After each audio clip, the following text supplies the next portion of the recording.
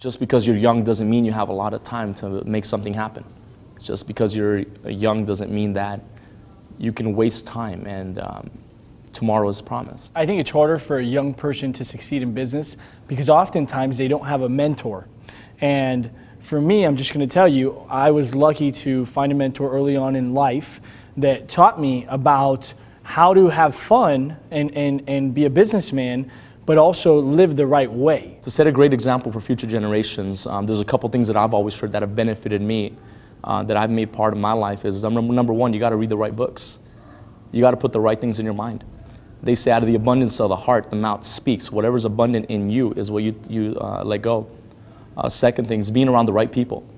I find too many of my friends are around the wrong people. I constantly want to put myself around people that are living the kind of life that I'd want to live and exemplify.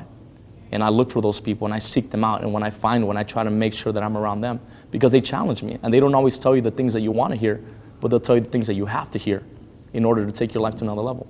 And then the last thing is being in different environments that allow you to grow. Being in the right events, in the right circumstances. You know, putting yourself in an environment that causes you to be against the wall or maybe is a little uncomfortable, but eventually being around it enough times, you start to own it.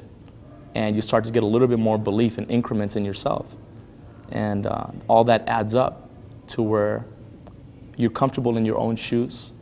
And no matter what happens to your left or your right, you know you're running a marathon. And all that matters is where you're going, not where you're at. If I were starting an industry right now and I was new and I was young, there are three major things I would keep in mind. Number one is I would take myself more serious than anybody expects to take me. Number two, I would understand exactly everything I need to do so I'm better than everybody else.